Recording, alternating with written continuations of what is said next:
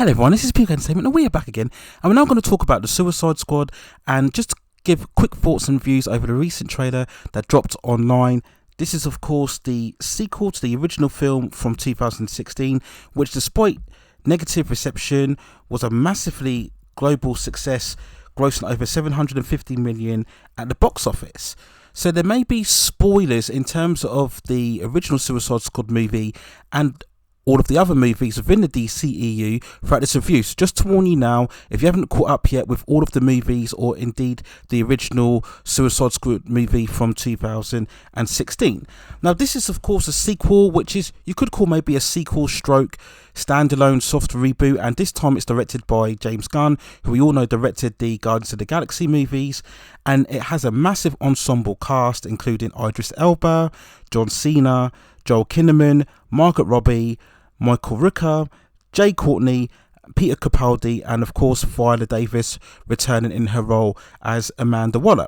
And it's due for release on August 6th, 2021 in both cinemas and HBO Max.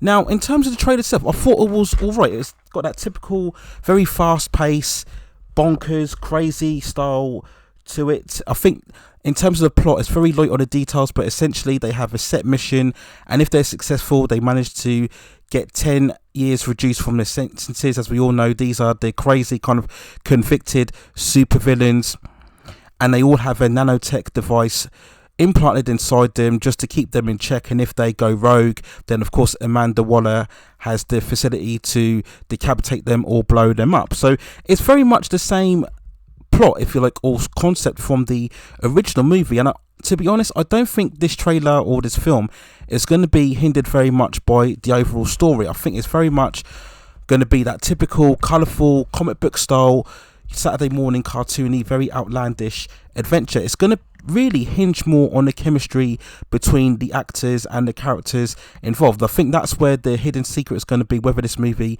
will be an actual success. And that's certainly what we get.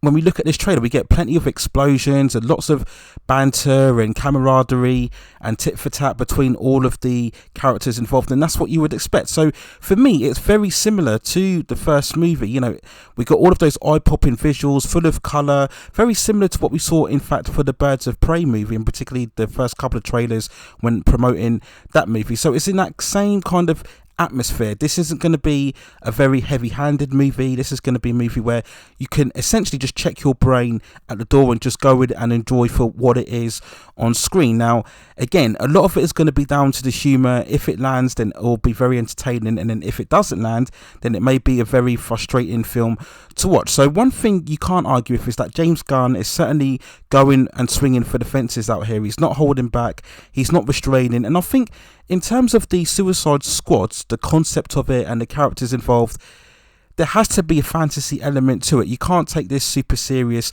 like what we got with the Zack Snyder DCEU films. You just can't. It's just too much of a left field, outlandish concept. You know, you look at all the characters and their costumes, and particularly where you've got the likes of King Shark as well throughout on here. If you took it too seriously, the film would just fail in the long run. So I think it is adopting the right tone, the right direction in terms of what the Suicide Squad will be. There are some negative aspects, I suppose. Not all the humour worked for me. Of course, this will be R-rated, so again, you're going to get very much the juvenile kind of Deadpool style humour, what we saw in the various clips on here. So again, depending on your taste, it might be very entertaining or not. I also wasn't very convinced by the effects for the King Shark. You know, maybe we could argue they've still got some time before it's released, so maybe there's a few touching up in terms of the CGI and the rendering of effects. But yeah, on the first impressions, I wasn't very impressed by the overall effects of King Shark, but hopefully they can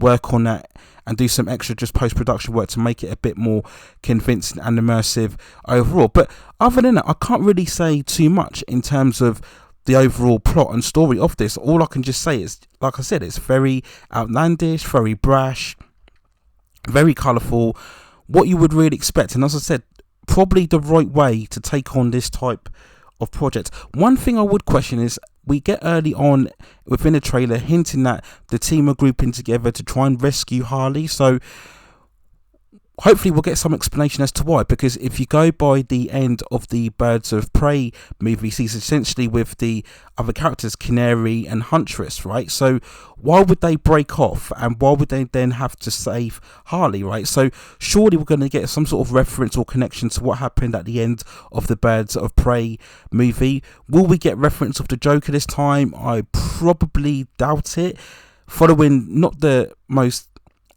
enthusiastic response, I'd say, to Jared Leto's Joker, and they kind of nips that in the buds, didn't they, with the Birds of Prey, saying that essentially Harley had separated from him as well. So I very much doubt that we'll get hints of the Joker, and to be honest, I don't want the Joker to be referenced. To be honest, I think we've had too much of the Joker. You know, he's one of those characters that is way overused by DC content overall, so hopefully we can, you know, not stray to that too much. I think Margot Robbie as Harley Quinn is very much of a significant character in terms of her personality. I like her interpretation of the character, and I think she does do enough to stand out on her own, attached away from the Joker. So hopefully they won't push that button too much. But yeah, I think overall the cast seem that they're enjoying themselves, they're having a ball with the roles. We've got Idris Elba, who's going to be the kind of lead role, and then I think John Cena, a Peace Killer, I believe, is going to be the second in command, and I believe there are plans to make, is it a series or a spin-off with him in the lead role as well. So we'll see how fans react to this. You know, like I said, it's probably best when going into this movie not to have a lot of expectations. It's not going to be, I think anyway, connecting large into the overall universe within the DC. We all know they plan now to go the multiverse route, so don't really expect any connections or mentions in terms of the Justice League or any other of the characters involved. I think this is going to be this own standalone entity, which I think is the best way forward for this film. It doesn't have to tie itself to any other connections, and we shouldn't really be looking at this to see what the future lies for the DCEU. I just think this is a on its own, maybe a one and done, depending on how successful it is. Just knockabout fun, very comic book, cartoony, Saturday morning style adventure. And I think if you look at it that way, you probably will find some enjoyment in it overall. So those are my thoughts and feelings really on the Suicide Squad trailer. Let me know what you think in the comments below. How successful do you think this will fare, particularly screening simultaneously on HBO Max and cinemas as well?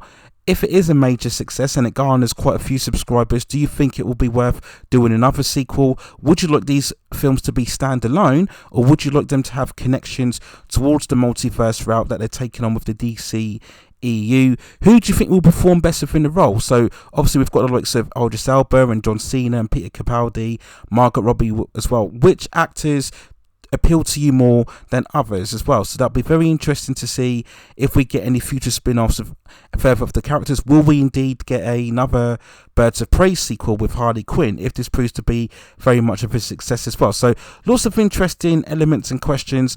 But in terms of this trailer, as I said, it's just crazy, bonkers, knockabout fun, outlandish adventure, going for it with all the colours and the vivid and energy and beats to it. So I don't think there's anything wrong with that, and I think that's probably the best approach to take when you are showcasing the Suicide Squad. So those are my thoughts and feelings. Let me know what you think in the comments below. Please hit those like and notification and subscription buttons to help me provide you with more content like this in the future.